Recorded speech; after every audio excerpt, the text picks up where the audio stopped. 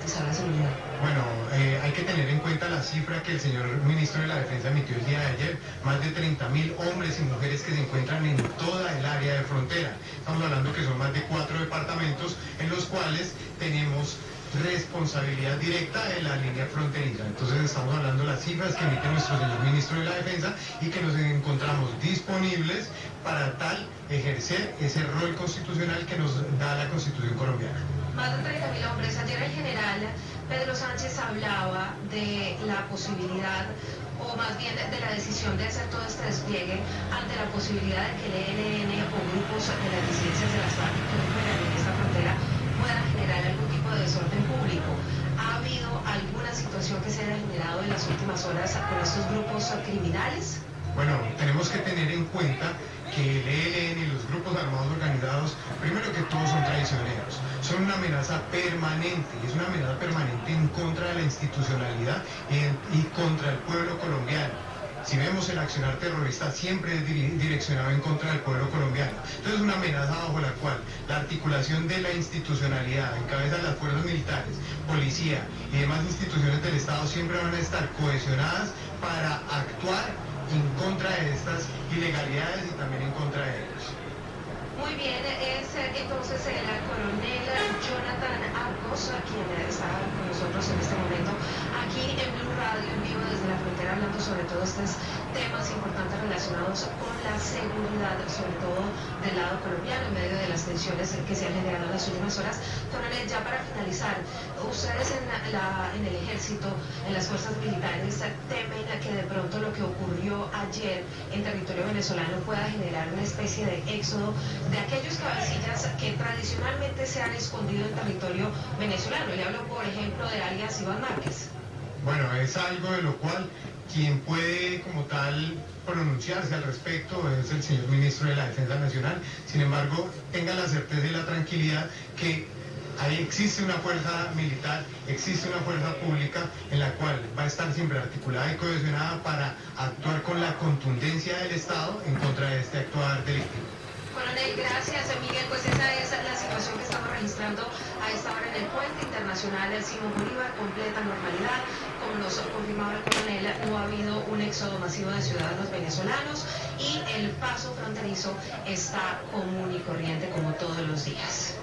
Muy bien, Silvia, muchas gracias. Volveremos más adelante allí a la zona de frontera donde usted se encuentra, precisamente ante la pregunta que usted hacía al coronel. Esta captura de Nicolás Maduro en Caracas no solamente alteró el equilibrio político de Venezuela, sino que también activó una reacción inmediata en el mundo criminal. Informes de inteligencia están advirtiendo que varios de los principales cabecillas de grupos armados ilegales que durante años se han venido refugiando y delinquiendo con comodidad allí en territorio venezolano comenzaron a desplazarse hacia Colombia, esto ante el temor de quedar expuestos a la cacería de las fuerzas especiales de los Estados Unidos y también a un posible cerco militar sin precedentes que se podría presentar allí en esa región. Precisamente el ELN acaba de entregar un comunicado, dar a conocer un comunicado en el que rechazan esta acción por parte de las fuerzas militares estadounidenses. Felipe García tiene los detalles. Información de inteligencia militar advierte que peligrosos jefes de estructuras criminales comenzaron a evaluar rutas, contactos y condiciones para regresar a Colombia, en un movimiento defensivo provocado por el despliegue inusitado de tropas, aeronaves y portaaviones estadounidenses en el Caribe. Ese despliegue que antecedió a la operación en Caracas que llevó a la captura de Nicolás Maduro fue interpretado por los grupos armados como una amenaza directa a su histórica retaguardia en Venezuela. Durante años, cabecillas del Frente de Guerra Oriental, el Frente de Guerra Nororiental y miembros del Comando Central del ELN gozaron de privilegios, libertad de movimiento y comodidades en el vecino país. Hoy ese escenario cambió abruptamente. La llegada de las Fuerzas Especiales de Estados Unidos con capacidades tecnológicas y de inteligencia de alto nivel nos obliga a replantear su permanencia en el territorio que dejó de ser seguro para ellos. En ese contexto, las autoridades lograron identificar movimientos de figuras clave como alias Silvana Guerrero y alias a Ricardo, quienes estarían flotando entre Venezuela y la región del Catatumbo, intentando mantener el control de sus redes criminales mientras evitan quedar expuestos. A ellos se les suman alias Parmenio y alias Caballo de Guerra, integrantes de la misma estructura que habrían iniciado desplazamientos similares hacia zonas fronterizas colombianas.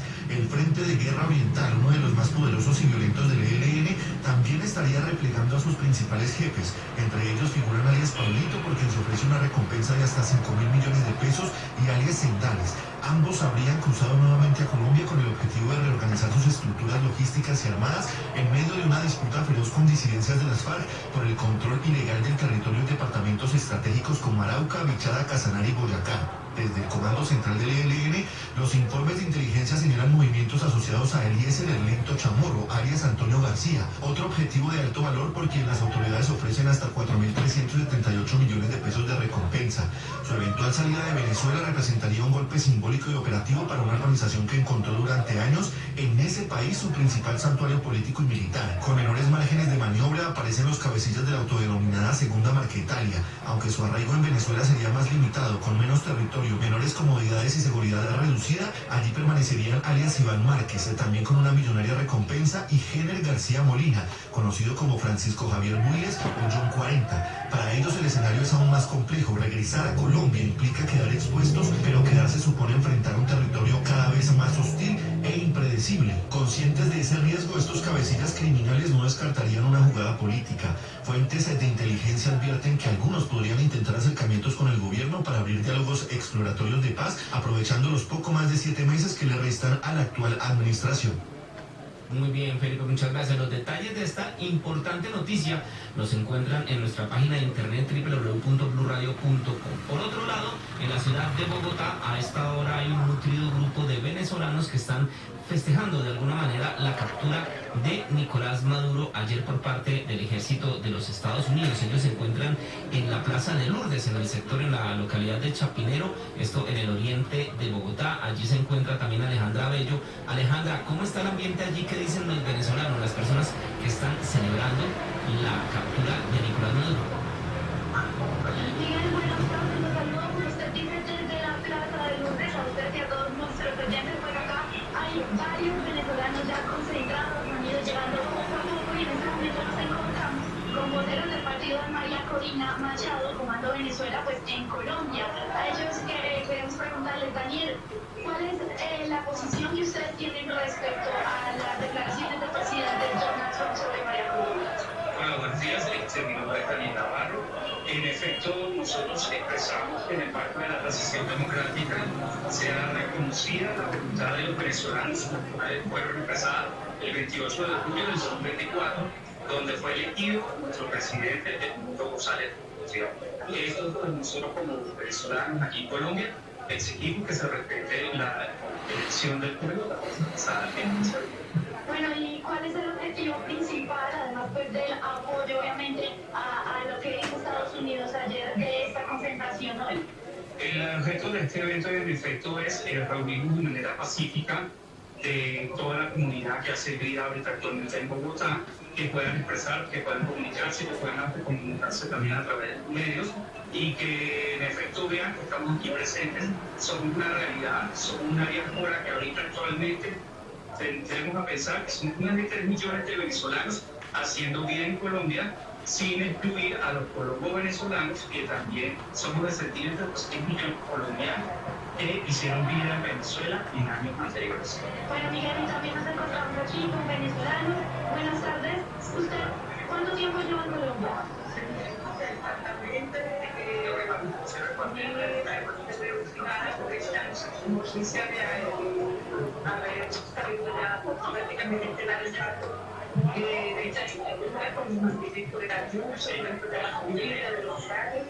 Y bueno, dándole las oportunidades de decidir de igual manera también el grupo que exige que se respete la voluntad del pueblo venezolano y su mayoría en la elección, y que el paso de la transición al verdadero. Sí, estos son los testimonios de las personas que se encuentran allí en la Plaza de Lourdes, en la ciudad de Bogotá, los venezolanos que están contentos por la salida de Nicolás Maduro del poder. Sin embargo, pues ellos reclaman que sea María Corina Machado la persona que sea la nueva encargada de las riendas allí en Venezuela. Por otro lado, en Cali, la Iglesia Católica también está preparándose para una posible oleada migratoria después de la captura de Nicolás Maduro. Allí, en coordinación con las autoridades de la ciudad, están buscando brindarle atención a los ciudadanos que deciden llegar a la capital del Valle. Estefanía Toledo.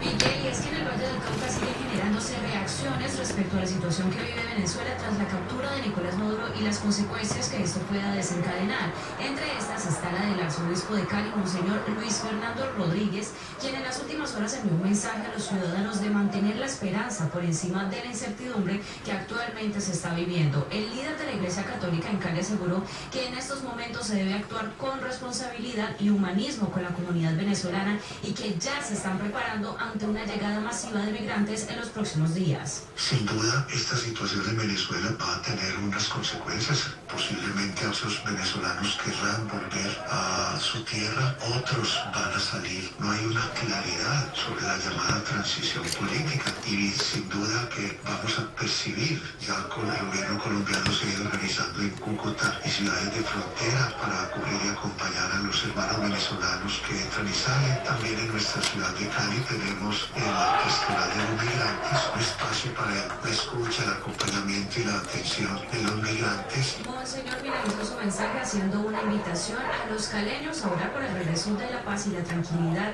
en la comunidad en el país vecino. Miguel. Muy bien, Estefany, muchas gracias. Y en la ciudad de Medellín también hay citadas para hoy concentraciones de venezolanos en la capital de Antioquia. ¿En dónde va a ser esto y a qué horas? Felipe García Zona. Miguel, será entonces el segundo día consecutivo en que venezolanos celebrarán la captura de Nicolás Maduro aquí en la capital de Antioquia. El plantón está convocado en el Parque de las Luces a las 3 de la tarde. Recordemos que ayer también cerca de 500, 600 personas se reunieron en este mismo punto del centro de la capital de Antioquia. Allí con cánticos, cantando el himno venezolano, también con figuras relacionadas precisamente al presidente de Estados Unidos, Donald Trump. Incluso un muñeco de Año Viejo celebraron y festejaron lo que fue para ellos un histórico 3 de enero. Se espera que hoy, aunque no sea tan masiva la presencia de venezolanos aquí en la capital de Antioquia, sí hay un grupo aproximado de 200, 300 personas que continuarán manifestándose. El anhelo de muchos de ellos es regresar al país, pero recordemos que desde la terminal del norte, la más masiva que hay aquí en la capital de Antioquia, han alertado que un grupo de 40, 50 personas han decidido cancelar sus viajes por vía terrestre a Cúcuta, aunque como decía Silvia, hay normalidad en la frontera. Temen que en los próximos días, en las próximas horas, la situación se pueda complicar en materia de orden público y por eso han preferido cancelar sus viajes y esperar unos días para poder viajar al norte de Santander. Muy bien, Felipe, muchas gracias. Vamos ahora a la ciudad de Bucaramanga porque desde allí el Observatorio Ciudadano de Santander están haciendo unas críticas acerca de la intervención por parte de Estados Unidos a Caracas, el hecho que llevó a la captura de Nicolás Maduro. Alex Salamanca. Miguel, pues el director del Observatorio Ciudadano de Santander, Julio Zairas, expresó una fuerte preocupación por este impacto que la actual crisis venezolana podría generar en Santander y en los países de América Latina. Asimismo afirmó que el gobierno venezolano pues ha mantenido una conducta autoritaria caracterizada por la falta de garantías para la oposición, restricciones a las libertades civiles e incluso de prensa, lo que también provoca una profunda afectación social y política en amplios sectores de la población. Hoy es Venezuela, mañana puede ser cualquier país del mundo de América Latina. Esa estrategia no trajo sino muerte, guerras, títeres militares, violaciones de derechos humanos. No podemos volver a esas épocas. Urge un llamado a que se convoquen elecciones libres en Venezuela, que consulten todos los actores políticos, que tengan la regulación de los organismos internacionales, unas elecciones transparentes y que sea el pueblo venezolano que elija a sus gobernantes. Expresó su inquietud frente a los posibles efectos colaterales de la crisis y entre ellos es una eventual nueva oleada migratoria que podrían impactar el clima social en las zonas fronterizas. Muy bien, Alex, muchas gracias. Ya viendo todo este panorama, ¿cuál podría ser el futuro político en este momento en Venezuela? ¿Qué es lo que significan las declaraciones del presidente estadounidense Donald Trump con respecto al futuro y las relaciones y cómo va a ser el restablecimiento de la democracia allí en Venezuela? Pablo Arango, usted ha hablado con especialistas. Muy buenas tardes. ¿Qué tal? Un saludo para los oyentes de Blue Radio. La gran pregunta que se hacen hoy los venezolanos es qué viene para su país después de la intervención de Estados Unidos, la captura de Nicolás Maduro y su esposa Silvia Flores. Hay que dividir a Venezuela en dos, dicen los expertos. Por un lado está el tema judicial, lo que va a pasar con Nicolás Maduro, que este próximo lunes será presentado ante una corte federal. Por otro lado está lo que viene en materia política. Y aquí tenemos analistas, precisamente a Víctor Mijares, que habló en Noticias Caracol en Vivo y asegura, y coincide con otros analistas, que en Venezuela viene una etapa de negociación, viene una transición al parecer. Sin embargo, aseguran, no con la oposición venezolana, sino con el mismo oficialismo, hablando por ejemplo de Delcy Rodríguez, porque dicen los analistas que un cambio abrupto en Venezuela sería muy difícil de pensar. Esto dice Víctor Mijares, es analista experto en conflicto en Venezuela, sobre la transición y la negociación que viene para el país.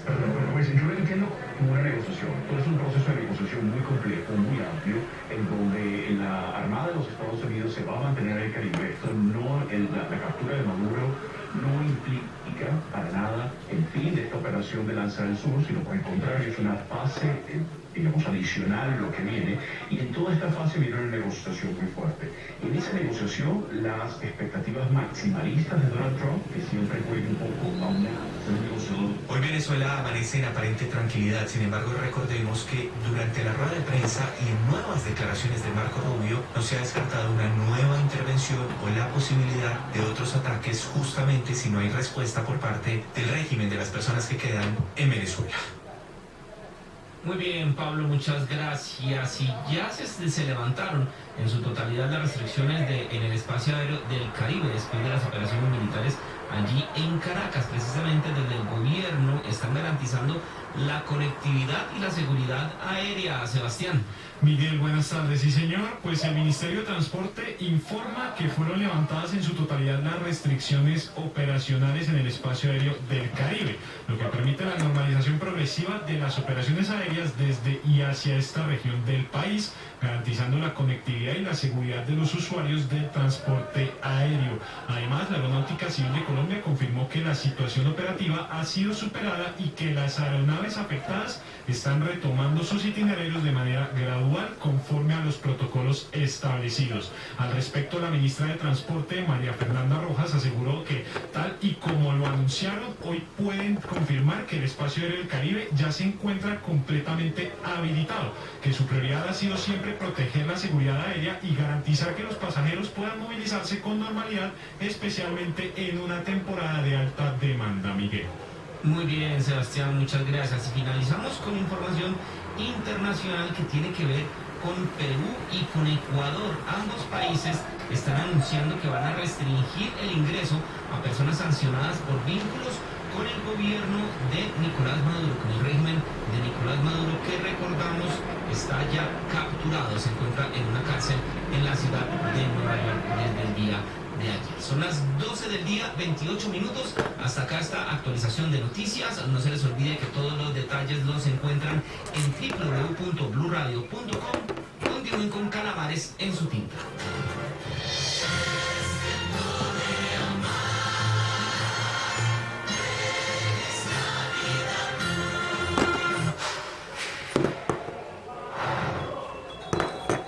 Están viendo ustedes, estamos viendo los videos grabados por los ciudadanos venezolanos de las explosiones de la incursión militar. Ahí están viendo ustedes los helicópteros militares estadounidenses a muy baja altura sobre el cielo venezolano, y al fondo se ven las detonaciones sobre Fuerte Tiuna. Ahí se ve el fogonazo.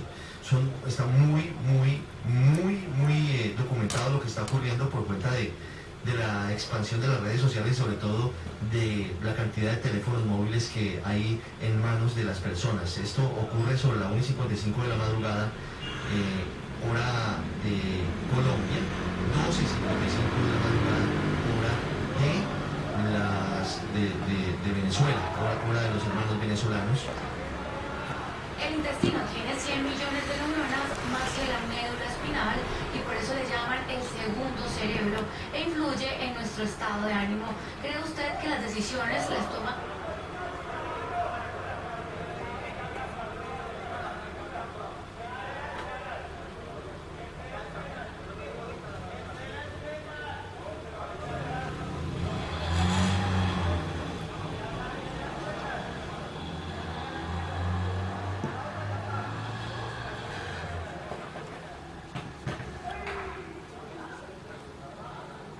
cualquier forma de confrontación armada, que Bolívar proteja al pueblo venezolano y al pueblo latinoamericano. Así cierra este comunicado publicado por el presidente Gustavo Petro.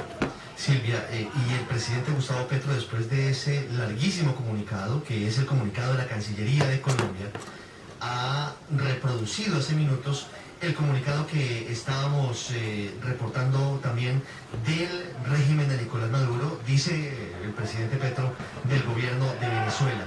Comunicado en el que se confirman los bombardeos, dice, repito, el régimen de Nicolás Maduro, bombardeos en Caracas, en La Guaira, en Miranda y en Aragua, todos estados muy cercanos a Caracas, a la capital venezolana. Dicen ellos que con instalaciones civiles y militares, y hablan de la declaratoria del estado de conmoción exterior.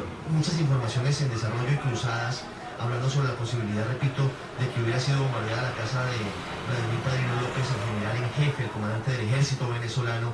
Informaciones también no confirmadas en el sentido de que podría haber algún tipo de ataque al cuartel de la montaña, que es el sitio en el que reposan los despojos mortales de el fallecido Hugo Chávez. Hay comunicado hasta ahora, si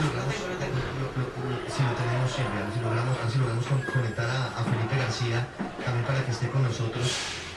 Silvia, comienzo leyéndolo, leámoslo punto a punto. El comunicado de atención del Ministerio de Defensa, el Ministro de Defensa de Colombia dice: